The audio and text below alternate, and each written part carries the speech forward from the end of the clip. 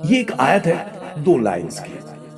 اس کے لیے ایک عمل آپ کو بتا رہا ہوں، یہ ہدیتاً وہ چیزیں دے رہا ہوں جو دنیا میں کوئی آپ کو نہیں دے گا، یہ آپ کی زندگی کو بدل دے گی. کہیں نوٹ کر لیا کریں اس آیت کو، جو سورہ قلم آیت نمبر 51، بس لکھنا تو ایک آیت ہے.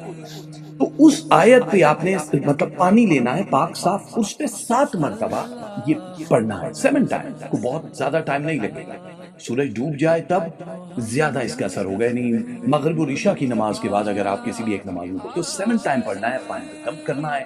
بسم اللہ الرحمن الرحیم ڈیفینیٹلی آپ کو 7 دفعہ پڑھنا ہے. اور وہ یہ اس مریض کو پلاؤ جس کو شدید نظر لگتی ہے، یہ اس مریض کو پلاؤ جس کو یاداشت کمزور ہے، بچوں کو پلاؤ جن کی پڑھائی میں دل نہیں لگتا ہے، ان لوگوں کو جن کا اینگر زیادہ ہے، ان لوگوں کو جو عبادت سے دور ہیں، نشہ کرتے ہیں، ان لوگوں کو پلاؤ جو اپنے فوکس کرنا چاہ رہے ہیں سفر کے لیے کہ ہمارے لیے